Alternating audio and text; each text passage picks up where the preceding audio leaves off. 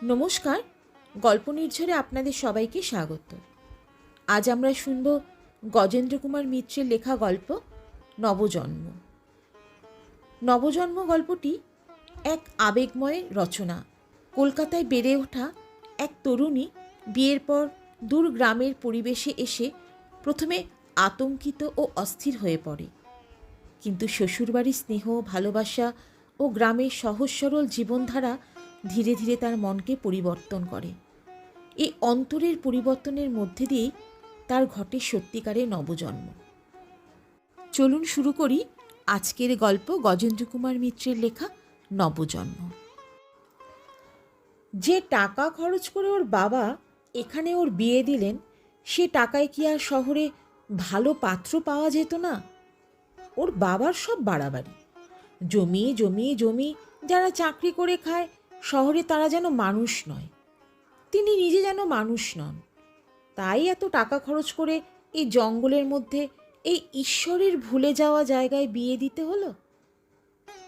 মনে মনে রাগে গজরায় উৎপলা। এই জন্যই কি সে লেখাপড়া শিখেছিল? এই জন্যই কি জন্মাবধি ইলেকট্রিক আলো, কলের জল এবং থিয়েটার, সিনেমা, ফ্যান্সি ফেয়ারের মধ্যে মানুষ হলো? নিতাই অবশ্য চাকরি করে বটে, রাঁচি না হাজারিবাগ না ওই দিকে যেন কোথায়। তবে উৎপলার বাবা যে সে চাকরি দেখে মেয়ের বিয়ে দেননি, এটা ঠিক। সে সামান্য চাকরি, অস্থায়ী, কবে আছে কবে নেই, সেখানে উৎপলাকে নিয়ে গিয়ে বাসা করতে সে কোনোদিনও পারবে না। তাই এই অজপাড়া গায়ে তাকে জীবন কাটাতে হবে চিরকাল। মূর্খ স্বামী, ততোধিক মূর্খ তার আত্মীয় স্বজন, গরু, বাছুর, কিষান, রাখাল এবং এক এক বন্দে 350 বিঘায় জমি। এরই মধ্যেই জীবন কাটিয়ে একদিন হয়তো সে জঙ্গলের মধ্যেই ইহলীলা শেষ করে বিদায় নিতে হবে। আশা নেই, আনন্দ নেই, ভবিষ্যৎ নেই, সব অন্ধকার। ভাবলেই ডাক ছেড়ে কাঁদতে ইচ্ছে করে উৎপলার। কেন যে সে বিদ্রোহ করেনি?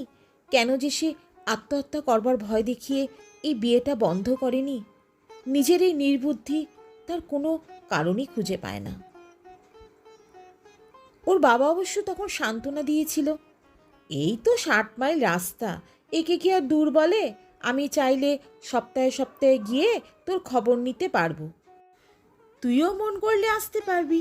তাছাড়া নিতাইয়ের বাবাকে আমি জানি, লোক ওরা কেউ খারাপ নয়। কলকাতার এক বাড়িতে না হয় বড়জো 300 টাকা মাইনের কেরানির বউ হতে পারতিস, তাতে কি সুখ পেতিস? চিরকাল একটা ঘানি কলে ঘুরতে হতো, না অন্তরে না বাইরে মুক্তি, কোথাও থাকতো না। তার চেয়ে এ ঢের ভালো হলো।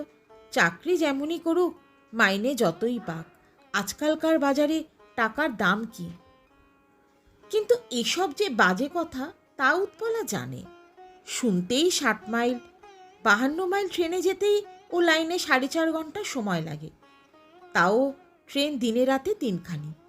কে বলবে এটা অ্যাটমের যুগ?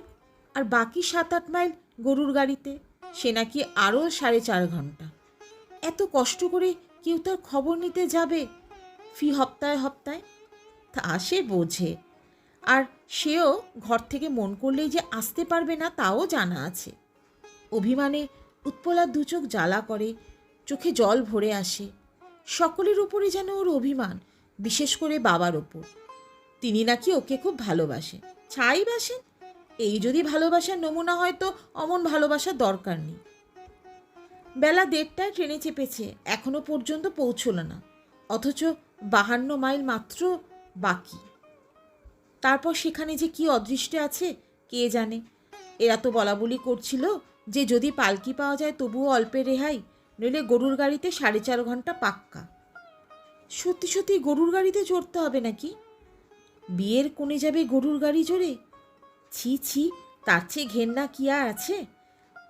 কিন্তু স্টেশনে নামতে দেখা গেল উৎপলা আর অদৃষ্ট দেবতা তার চরম পরীক্ষা নেওয়ার জন্যই তৈরি হয়েছে।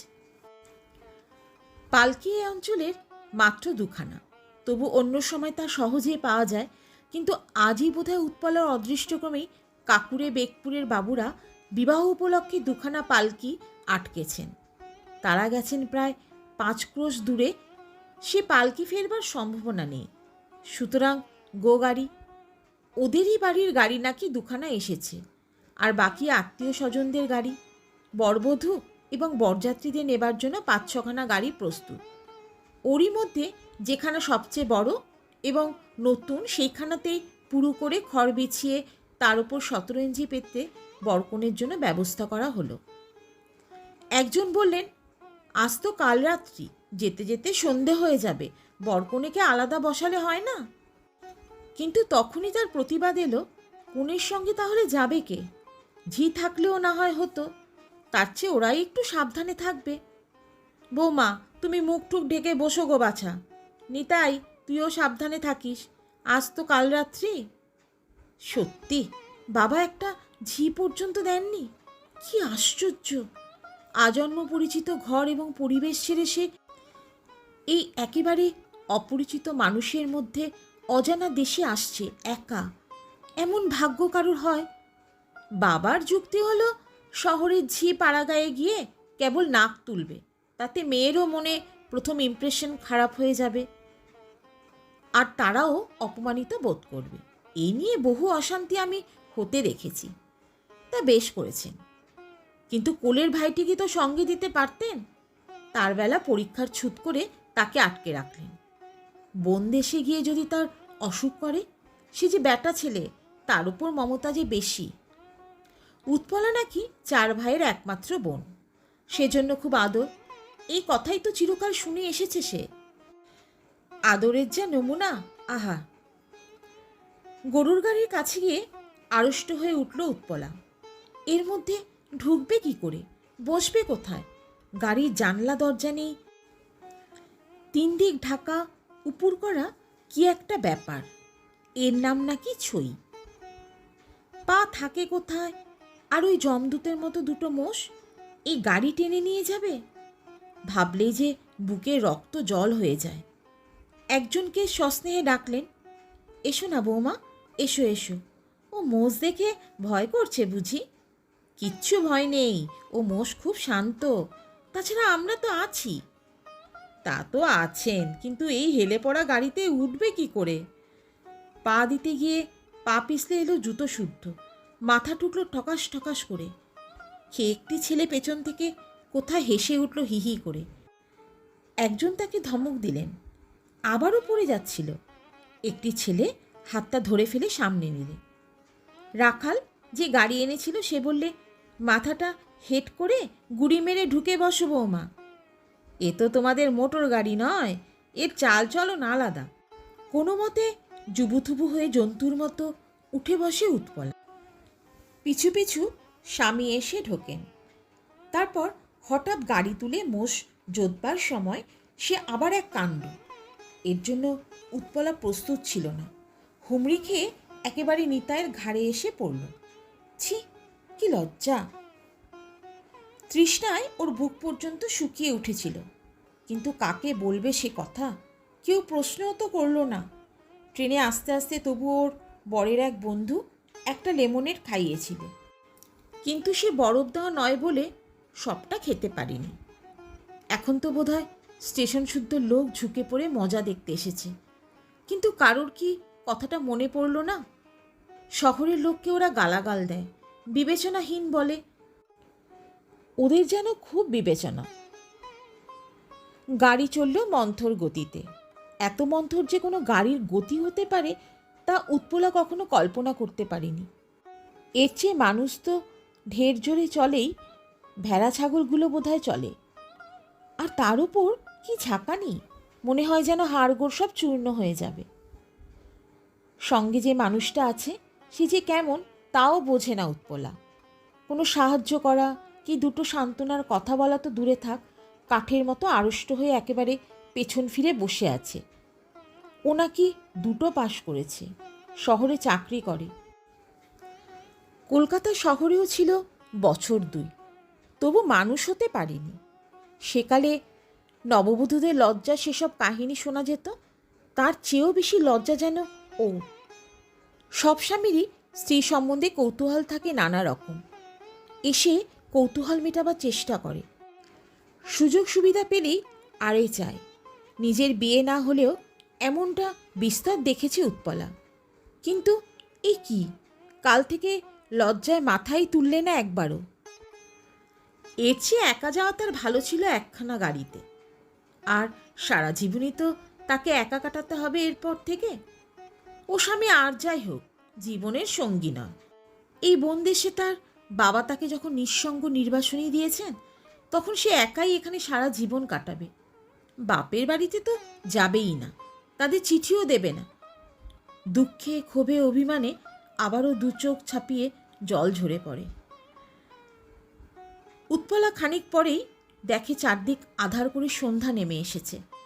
প্রথমে আকাশ লাল হয়, তারপর একসময় ঝুপ করে অন্ধকার। এমন ভয়াবহ নিশ্চিম নিরন্ধ অন্ধকার জীবন দেখেনি উৎপলা। ভয়ে বুকের মধ্যে হিম হয়ে আসে।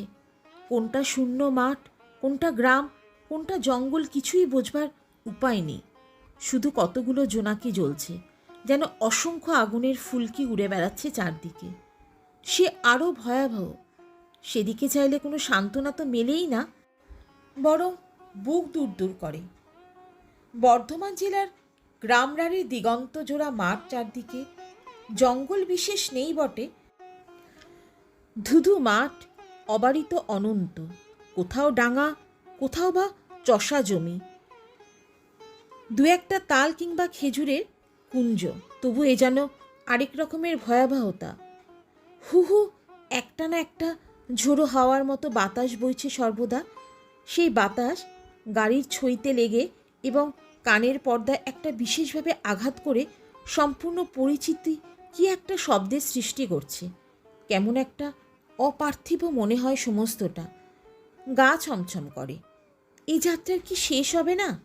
মনে মনে প্রশ্ন করে উৎপলা। পিঠটা চরচর করছে। ঠোকা খেয়ে খেয়ে মাথা টাটিয়ে উঠল। তবু গন্তব্যস্থলের কোনো চিহ্ন পর্যন্ত মেলে না। সময়ের হিসাব নিশ্চিহ্ন হয়ে একাকার হয়ে গেছে। কখন চেপেছে, ক ঘন্টা কাটল এ গাড়িতে, তার কোনো হিসেব নেই, ধারণাও নেই। গাড়োয়ান মুখে অদ্ভুত একটা শব্দ করছে মধ্যে মধ্যে। আগে এবং পিছে যে গাড়ি আসছে তার থেকে অস্পষ্ট একটা গুঞ্জন শোনা যাচ্ছে মাত্র। মানুষের উপস্থিতির এইটুকু শুধু প্রমাণ ওর চারপাশে। স্বামী তো বোধহয় বোবা, একটা সাড়া পর্যন্ত দেয়নি। হঠাৎ নেতাই একটা কথা কইলে, অত্যন্ত সংকোচের সঙ্গে, আড়ষ্ট ও অস্পষ্ট কণ্ঠস্বর। ওধারে একটা বালিশ দেওয়া রয়েছে, তুমি শুয়ে পড়তে পারো এদিকে পা ছড়িয়ে, তাতে ঝাঁকুনি কিছু কম লাগবে। তবু ভালো বোবা নয় তাহলে একেবারে। কথা বলবার সময়ও কিন্তু উৎপলার দিকে মুখ ফেরালো না। কাল রাত্রির ভয় বোধ হয়। এত কুসংস্কারও এদের আছে। একেবারে জন্তু আর কি। স্বামীর প্রতি বিতৃষ্ণায় ওর মন ভরে ওঠে। তবে সে নিতাইয়ের প্রস্তাবটা গ্রহণ করে সঙ্গে সঙ্গে। মনে হয় যেন এইটের জন্যই অপেক্ষা করছিল। স্বামীর পাশ দিয়ে নূতন জুতোশুদ্ধ পা দুটো টান টান করে ছড়িয়ে দিয়ে সে শুয়ে পড়ে। আহ, এতে ঝাঁকুনি লাগলে অত কষ্ট হয় না, এটা তো মন্দ নয়, মনে মনে বলে উৎপলা। হাওয়াতে গরমও তত লাগে না, আরামে ওর চোখ দুটো বুজে আসে। কাল ওদের কলকাতার বাড়িতে কি গরমই না গেছে। আজ বেশ ঠান্ডা, কিন্তু বোধহয় পাড়াগাঁয়ের দিকটা একটু ঠান্ডা ঠান্ডা থাকে, কে জানে। কখন যে ঘুমিয়ে পড়েছে উৎপলা তা কিছুই জানে না। হঠাৎ একসময় কার হাতের মৃদু ঠেলাতে ঘুম ভেঙে যায় ওর। নিতাই ডাকছে, ওর গায়ে হাত দিয়ে নিঃশব্দে ঠেলছে। উৎপলা ধর্মর করে উঠে বসল। নিতাই খুব মৃদু কণ্ঠে ওর দিকে মুখ না ফিরিয়েই বললে, একটু সামলে বসো, বাড়ি এসে গেছে। তারপরেই একটা প্রচণ্ড হইচই, শাঁখের আওয়াজ, দেশি সানাই এবং অ্যাসিটিলিন গ্যাসের জোর আলো। তার উপর সে ক্লান্তিকর পুরনো কতগুলো আচার অনুষ্ঠান। এগুলো ছেলেবেলা থেকে অনেক দেখেছে উৎপলা। প্রায় সব একরকম পরিচিত, দু একটা আচার সামান্য একটু অন্যরকম। সেটা বোধহয় এদের নিজেদের বাড়ির নিয়ম অনুযায়ী। কিন্তু এই কি ওর শ্বশুর বাড়ির লোক? এইখানে সারা জীবন কাটাতে হবে ওকে? কালো কালো রোগা রোগা কতগুলো পুরুষ, তাদের সকলকার গায়ে জামা আছে বটে, হয়তোবা সিল্কের জামাও আছে কারোর কারোর গায়ে, কিন্তু তবু সবটা মিলিয়ে তারা আকৃতি প্রকৃতিতে একেবারে মাঠের চাষি। এদের নিজেদেরই কিষাণ কি রাখাল থেকে পৃথক করে বোঝা যায় না। আর মেয়েরা এক গা করে গয়না আছে প্রায় সকলেরই গায়ে, অত না থাকলেও ভালো হতো বরং, কিন্তু যেমন সব কাপড় জামা আর তেমনই তা পরবার ছিঁড়ি। বরণের সময় ও শাশুড়ি একখানা সাবেককালে বোধহয় তারও দিদি শাশুড়ির আমলের বেনারসি জড়িয়ে এসেছিলেন বটে, কিন্তু প্রাথমিক কাজগুলো সারা হয়ে যাওয়া মাত্র তিনি সেটা ছেড়ে একখানা হলুদ মাখা আধময়লা মিলে শাড়ি পরে সুস্থ হলেন। ছেলেগুলো সব দিগম্বর এবং ধুলো কাদা সম্বন্ধে সম্পূর্ণ নির্বিকার। এরাই নাকি অতঃপরে তার আত্মীয় ও আত্মীয়া। বাড়িটা অবশ্য মন্দ নয়, গ্রামের সব বাড়ি মাটির, শুধু এরা সম্প্রতি পাকা দোতলার বাড়ি করেছেন। বড় বড় খান ছয় ঘর, বিরাট দালান ওপর নিচে, সেদিক থেকে মন্দ নয়। ওদের সাবেক বাড়িতেও নিয়ে যাওয়া হলো ওকে। মাটির ঘর বটে, কিন্তু বেশ উঁচু উঁচু জানলা বসানো, শুকনো খটখটে পরিষ্কার। ওর দিদি শাশুড়ি পাকা বাড়িতে আসেননি, লক্ষ্মীকে নিয়ে পুরনো ভাড়ার ঘরেই রয়ে গেছেন। নাতবউকে কোলে বসিয়ে আদর করলেন, তারপর সঙ্গে করে ঠাকুর ঘরে নিয়ে গেলেন, লক্ষ্মীর আসনে প্রণাম করালেন। সবশেষে একটু সিঁদুর মাখা, যেটা ইস্ট ইন্ডিয়া কোম্পানির আমলের টাকা, সেটা ওর হাতে দিয়ে বললেন, এইটে মাথায় ঠেকিয়ে নিজের ক্যাশ বাক্সে রেখে দিবি, যা কখনো খরচ করবি না। যদি কখনো আবার নতুন করে লক্ষ্মী পাততে হয় তো এই টাকা দিয়েই লক্ষ্মী পাতবি, নইলে তুই আবার তোর বউকে এই টাকা দিয়ে যাবি। খবরদার মেয়েকে যেন কখনো দিসনি, লক্ষ্মী পরের বাড়ি চলে যাবেন। মেয়েরা সব পরঘরে পান্তা মারে, খাইয়ে দাইয়ে তাদের মানুষ করো এতগুলো টাকা দিয়ে, শুধু পরের বাড়ি পাঠাবার জন্যে। ঘরবাড়ি যেমনই হোক, আসবাবপত্র খুব খারাপ নয়, আলমারি দেরাজ, এমনকি দু একখানা হাতল ভাঙা চেয়ারেরও মুখ দেখা গেল। কিন্তু বিছানার কি কোনো বালাই নেই? যেমন সামান্য তেমনি ময়লা চিটচিটে, এ সম্বন্ধে এরা একেবারেই উদাসীন। এটা যে বিয়ে বাড়ি, এখন অন্তত একটু পরিষ্কার রাখা দরকার, এ কথাটা একবারও মনে হয়নি। আশ্চর্য, এমন বিছানা ওদের বাড়ির চাকরও শোয় না। এইরকমই একটা শয্যায় ওকে শুতে হবে ভাবতেই যেন আতঙ্ক বোধ হয় ওর। আর আছেই বা কি, কোথাও তো জড়ো করা কোনো বিছানাও দেখা যায় না। খাট বিছানা এরা চায়নি বলেই ওর বাবা দেননি, কিন্তু এর চাইতে চেয়ে নিলেই হতো। তবু উৎপলার মনে তখনও আশা ছিল যে ওর শোবার সময় হয়তো একটা ফর্সা চাদর পেতে দেবে। কিন্তু রাত যখন গভীর হলো, তখন ওকে নিজের হাতে খাইয়ে ওর শাশুড়ি ওকে নিয়ে গেলেন তার নিজের ঘরে। আজ নাকি শাশুড়ির সঙ্গেই শুতে হবে, এবং যে বিছানাটা ও আসা পর্যন্ত পাতাই আছে, দেখতে 36টা দিগম্বর শিশু যার ওপর কাদামাখা গা ও পা নিয়ে নৃত্য করেছে, সারা দিন মুড়ি থেকে আরম্ভ করে ছড়ায়নি এমন কোনো জিনিসও নেই। একাধিক শিশু যার ওপর কুকর্ম করার ফলে এখনও তার কোনো স্থান ভিজে।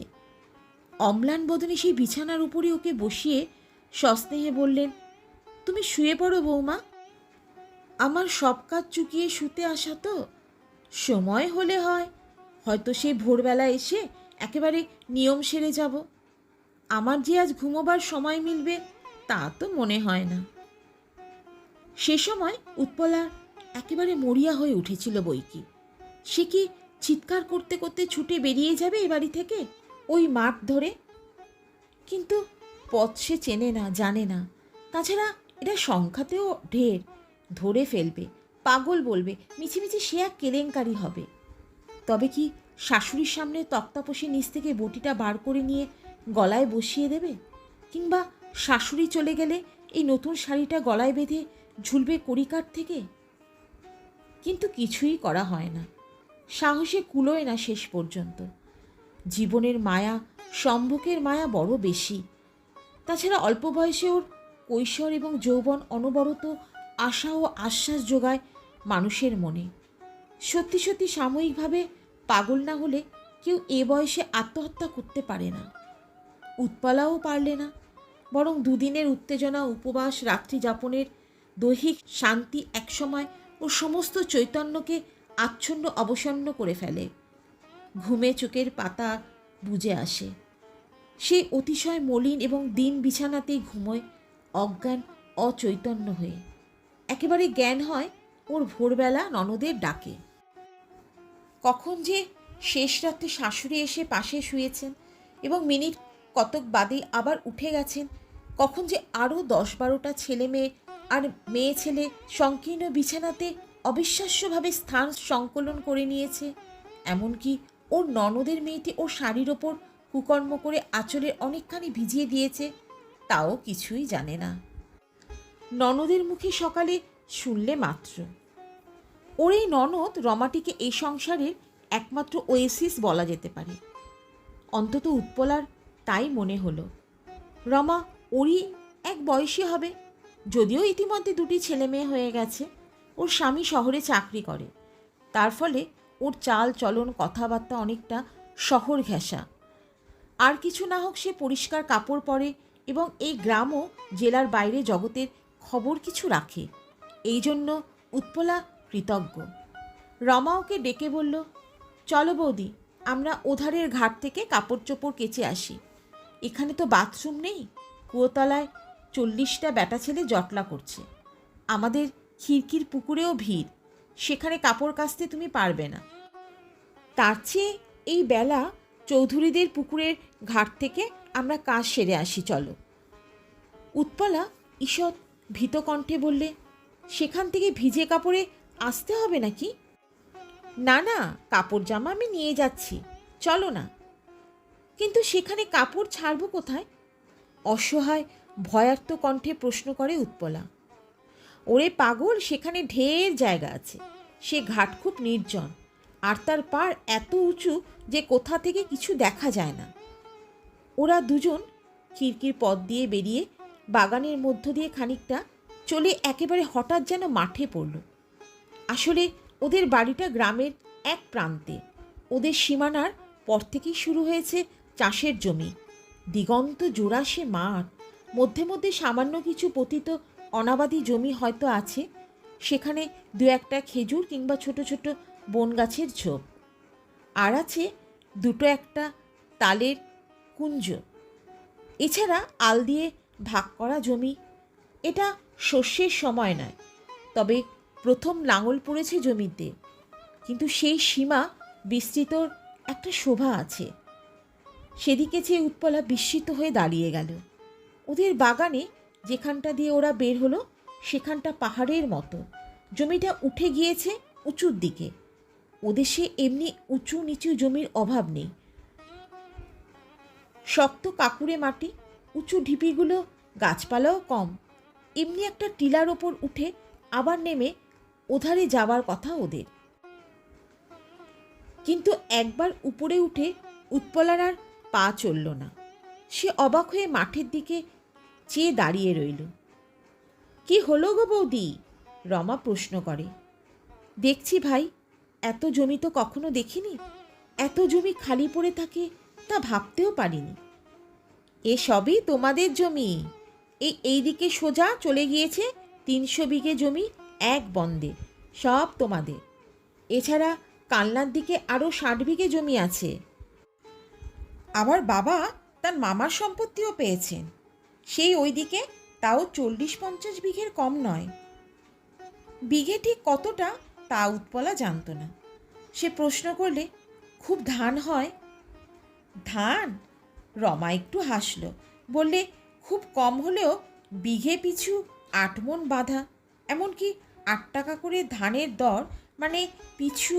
মনে মনে অঙ্কটা কষতে কষতে উৎপলা নেমে চলল।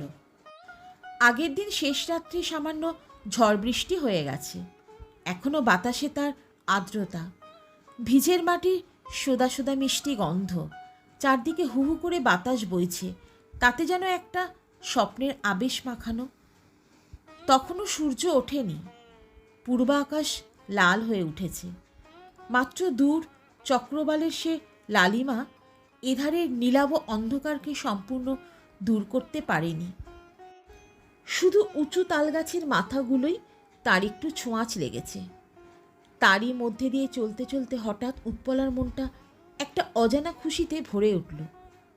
কিসের আনন্দ বোঝানো কঠিন। জন্মাবধি ওদের কেরানি বাগানে সে সংকীর্ণ গলির ফাঁক দিয়ে আকাশ দেখা অভ্যাস, বাতাসে চিরকাল ডাস্টবিনের পচা গন্ধই পেয়ে এসেছে। এ যেন একেবারে নতুন বিস্ময়কর অভিজ্ঞতা। চারদিকের কলকে গাছগুলো হলুদ রঙের ফুলে ভরা, তার সঙ্গে আরও কত অজানা ফুলের গন্ধ মিশে উন্মনা করে তুলেছে। সত্যি সত্যি একদিন এদেশ ওর ভালো লাগবে নাকি? শেষ অবধি বাবার কথাই ঠিক হবে। রমা পাশ থেকে কুট করে প্রশ্ন করল, কাল তো সমস্তক্ষণই নাক তুলছিলে, আজ কেমন লাগছে এখন?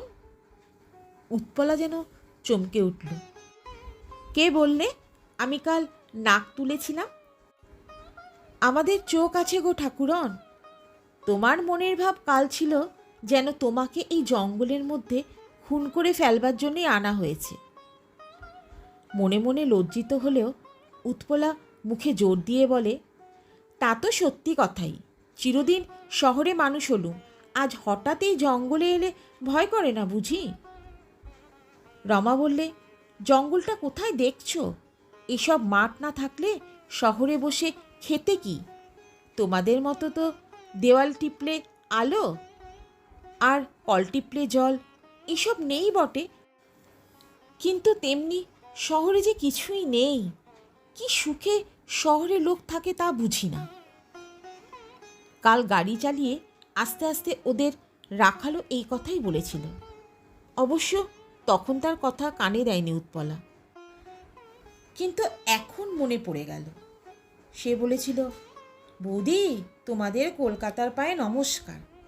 একবার গিয়েছিলাম চাকরি করতে একটা ওষুধের কারখানাতে, কাজও পেয়েছিলাম, কিন্তু 1.5 মাস যেতে না যেতে পালিয়ে আসতে পথ পাইনি।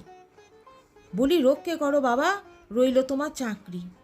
বললে বিশ্বাস যাবেন না বৌদি, 1.5 মাসেই শরীরে কালি শুকিয়ে আধখানা হয়ে গিয়েছিল। না পাওয়া যায় খেতে কোনো জিনিস, আর না পাওয়া যায় একটু বাতাস।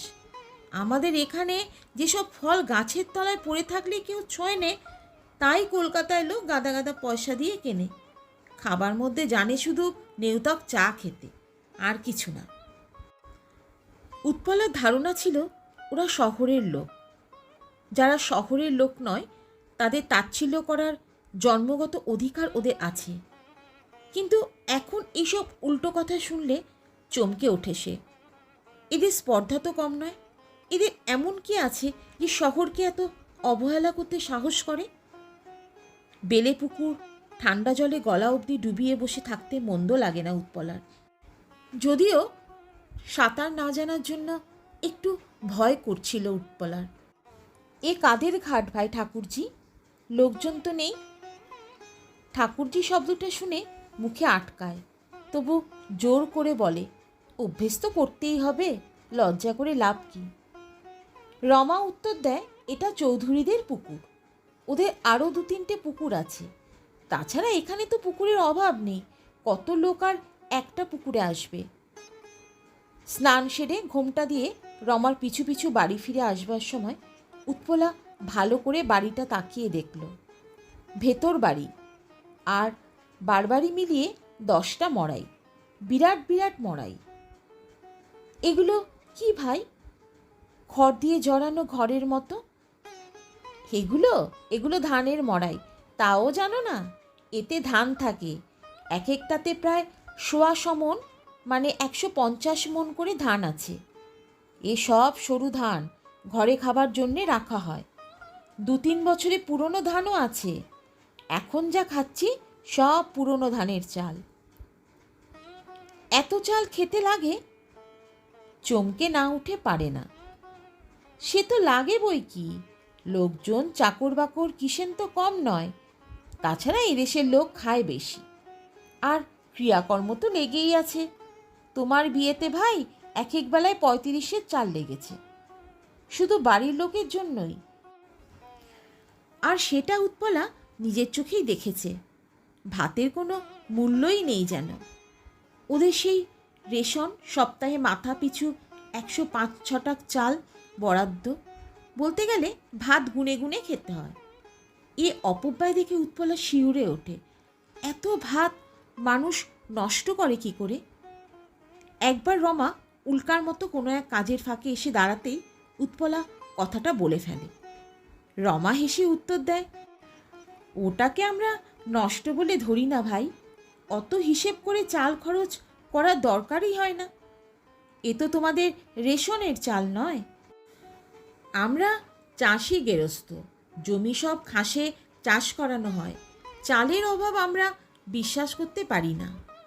তাছাড়া গরুরও অভাব নেই, ভাত ঠিক নষ্টও হয় না, গরুতেই খেয়ে নেয়। কটা গরু ভাই তোমাদের? আমাদের নয়, তোমাদের।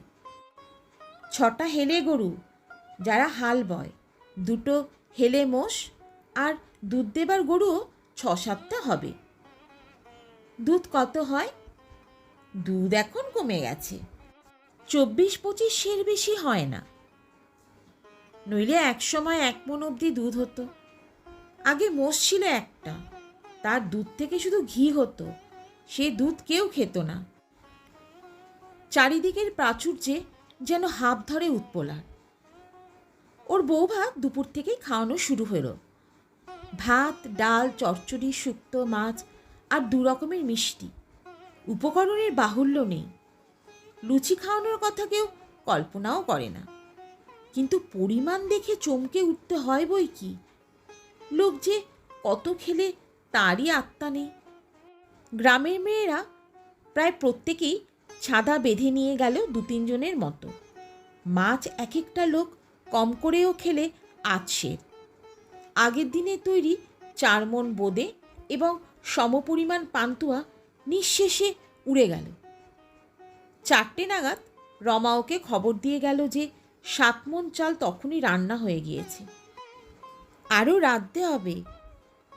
জীবনযাত্রার বহিরঙ্গে উপকরণের যে অভাব কাল এসে পর্যন্তকে পীড়া দিচ্ছিল, আজ সত্যকার উপাদানের সূর্য দেখে সে অভাববোধের জন্যই ওর লজ্জা হতে লাগলো। এত রান্না এবং পরিবেশনার জন্য হালুইকর আসেনি, আত্মীয় ও আত্মীয়ারাই কেউ কেউ লেগে গেছে। ওর শাশুড়ির কোলে তখনও কচি ছেলে, কিন্তু তবু যেন সে অমানসিক পরিশ্রম করছেন, তা দেখলে বিস্ময় লাগে। দিদি শাশুড়ি, পি শাশুড়ি কারোরই নিঃশ্বাস ফেলবার অবকাশ নেই। এত কি করে খাটেন ভাই ওরা? বিস্মিত উৎপলা প্রশ্ন করে রমাকে। রমা হেসে জবাব দেয়, ওরা তো আর পরের সংসারে খাটছে না, নিজের সংসারে খাটবে, এ আর আশ্চর্য কি? কাজটা যখন নিজের কাজ বলে ঠিক ধারণা হয়, তখন আর খাটনিটাকে খাটনি লাগে না। ভয় কি, তুমিও একদিন ওই রকমই খাটবে। কথাটা উৎপলার আর বিশ্বাস হয় না। ওদের শহরে দাসী, চাকর, আধুনিক গাড়ি, ট্রাম, বাসের, যেখানে হাত পা কোনো কাজেই লাগে না। কাজের কথায় ওদের ভয় করে, কিন্তু মনটা ওর আবার বিষাক্ত হয়ে ওঠে ফুলশয্যার সময়। স্বামী কেমন তা জানে না সে, স্বামী সম্বন্ধে শ্রদ্ধা গড়ে ওঠার অবকাশ পায়নি তখনও। বরং একটা অনুকম্পার ভাবই আছে। তবু ফুলশয্যা শব্দটি ঘিরে একটা স্বপ্ন প্রত্যেক বাঙালি মেয়ের মনে রচিত হয় কৈশোরের পূর্বাভাস থেকে। উৎপলারও তা ছিল, কিন্তু এই কি ফুলশয্যা! ফুলের মধ্যে এলো কাঠচাপার 2 ছড়া ছোট মালা, তাও গড়ে নয়, এক হালি। রমাই কোনো রকম গেঁথে দিলে। আর শয্যা নতুন তো নয়, একটু ফর্সা বিছানার কথাও কারোর মাথায় এলো না। সেই কদিনের অসংখ্য কুটুম্ব অধ্যুষিত মলিন শয্যা এবং চিটচিটে ময়লা বালিশে বরবধূর জীবনের সর্বশ্রেষ্ঠ রাত্রে অতিবাহিত করার ব্যবস্থা হলো। কথাটা যে কোনো শহরের মেয়ে, তা সে যত গরিবই হোক, তার কাছে অবিশ্বাস্য। তবুও শেষ মুহূর্তে বোধ করি নতমুখী বধূর কঠিন দৃষ্টির দিকে চেয়েই রমার মনে পড়ে গেল। সে আর কিছুই হাতের কাছে না পেয়ে নিজের একখানা শাড়ি এনে ভাঁজ করে পেতে দিল বালিশ ও বিছানার ওপর। নিরীহ পাড়াগাঁয়ের অল্প শিক্ষিত স্বামী, তবু দু চারটে কথাবার্তার পর মনের উদাসীন ও অনুকম্পার ভাব যেন কেটে যায়।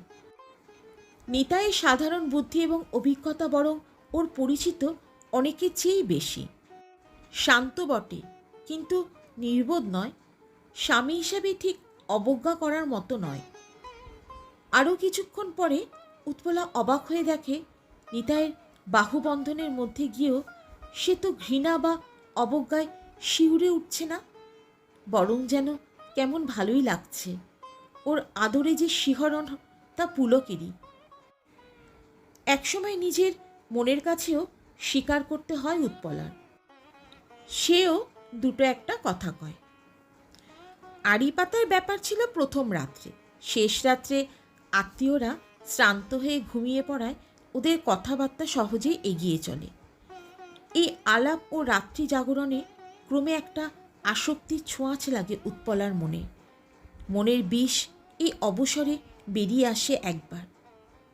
নিতাই একটু চুপ করে থেকে উত্তর দেয়, দেখো, স্বামী স্ত্রী যদি পরস্পরের মনের মতো না হয়, তাহলে ফুল আর সজ্জার সমস্ত আড়ম্বরই ব্যর্থ হয়, তাই নাকি? ভবিষ্যতে ঠিকমতো মনের মিল না হলে বরং সেই আড়ম্বরের স্মৃতিটা উপহাস করতে থাকে। তুমি আর আমি যদি পরস্পরকে আমরা শ্রদ্ধা ও প্রীতির সঙ্গে গ্রহণ করতে পারি, তাহলে সজ্জা নতুন হলো কি পুরনো হলো, ফুলের প্রাচুর্য রইল কি না রইল, তাতে কি আসে যায়? বনবাসে সীতাদেবী তৃণসজ্জাতে শুয়ে রামের বাহুকে উপাদান করে যে তৃপ্তি পেয়েছিলেন, পরবর্তী জীবনে রাজবাড়িতেও সে তৃপ্তি পাননি, তাই নয় কি? তুমি তো অনেক পড়াশোনা করেছ। নিতাই কলেজে পড়েছে 2 বছর। এটা শোনা থাকলেও ঠিক এই ধরনের কথা ওর কাছ থেকে আশা করেনি উৎপলা। এখন স্নেহ এবং শ্রদ্ধায় ওর মন যেন উপচে উঠল। ও একটু গাঢ় কণ্ঠে বলল, তুমি একবার উঠে বসবে? নিতাই বলল, কেন বলো তো? বসো না লক্ষ্মীটি। নিতাই মাথা তুলতে উৎপলা ওর পায়ের ধুলো নিয়ে বলল, তুমি আমাকে মাফ করো। এত ছোট কথা নিয়ে মনে ক্ষোভ রাখাই অন্যায় হয়েছিল আমার। ওকে একেবারে বুকের মধ্যে টেনে নিয়ে নিতাই সস্নেহী বলল, তুমি একটু পাগল আছো দেখছি। তবে একটা কথা বলে রাখি, তুমি যখন এ বাড়িতে ঘর করতে আসবে, মানে একটু পুরনো হবে, তখন তোমার বিছানা বালিশ নিজের মনের মতো করে রেখো। কেউ কিছু বলবে না। এমনকি বাড়ির সবাইকার বিছানা যদি পরিষ্কার রাখতে পারো, তো এরা কৃতজ্ঞই থাকবে। আসলে পেরে ওঠে না ওরা, দেখছো না মা পিসিমার খাটুনি। নিতাইয়ের বুকে মাথা রেখে সুখে ও নিশ্চিন্তে নিঃশ্বাস ফেলে উৎপলা। আর কোনো ভয় নেই ওর। স্বামীকে যে সে শ্রদ্ধা করতে পারবে এই জেনেই সে নিশ্চিন্ত। ভোরবেলা সে সন্তর্পণে ঘরের দৌড় খুলে যখন বাইরে বেরিয়ে এলো, তখনও উৎসব বাড়ির কর্মক্লান্ত পরিজনরা কেউ ওঠেনি, ভালো করে ফর্সাও হয়নি। সে নিঃশব্দে দালানের বিছানাগুলো বাঁচিয়ে উপরের ছাদে উঠে গেল। আহা, কি শান্তি! মাঠের সমুদ্রের দিক চক্রবাল ছাড়িয়ে দূর থেকে দূরান্তরে কোথায় চলে গিয়েছে। পশ্চিম দিকে সুদূর দিগন্তে তখনও নক্ষত্র রয়েছে 2-1টি, কিন্তু পূর্ব দিকের আকাশ যেন ওরই সুখে আর লজ্জায় রাঙা হয়ে উঠেছে। মিষ্টি ঝিরঝিরে ভোরাই হাওয়া ও রাত্রি জাগরণ পৃষ্ঠ তপ্ত কপলে ঠান্ডা চন্দনের প্রলেপ লাগিয়ে দিল। তবুও ঘুম এলো না ওর, বরং বিস্ফোরিত নেত্রে সে প্রকৃতির এই অদৃষ্টপূর্ব সৌন্দর্যের দিকে তাকিয়ে রইল। মনে হলো মিষ্টি বাতাসের মধ্যে দিয়ে ওর স্নেহপরায়ণ বাবারই হাতের মঙ্গল স্পর্শ ভেসে আসছে, তার আশীর্বাদ বহন করে আনছে এই ফুলের গন্ধ। বাবাই ঠিক বুঝেছিলেন, তিনিও সত্যকার কল্যাণ চিন্তা করেছিলেন। সে সুখী হবে এখানেই, এই গৃহ, এই স্বামী, এই আত্মীয় অতিথিদের শ্রদ্ধার সঙ্গে গ্রহণ করতে, আপন বলে গ্রহণ করতে। আর কোনো দ্বিধা নেই। যে জীবন সে পিছনে ফেলে রেখে এলো, তার জন্য কোনো ক্ষোভ নেই। ওর এই নূতন জীবনে ও সম্পূর্ণ সুখী। মনে মনে সে বাবাকে প্রণাম জানালে, আর প্রণাম জানালে পূর্বাকাশের দিকে চেয়ে অদৃশ্য ওর অদৃষ্ট দেবতাকে, যিনি পরম মাধুর্যে ওর জীবনকে পরিপূর্ণ করে দিলেন। শুনলেন গজেন্দ্র কুমার মিত্রের লেখা গল্প নবজন্ম। গল্প নির্ঝরের সঙ্গে থাকার জন্যে আপনাদের অনেক ধন্যবাদ। আবার ফিরে আসবো এক নতুন গল্পের সঙ্গে। সবাই ভালো থাকবেন, সুস্থ থাকবেন।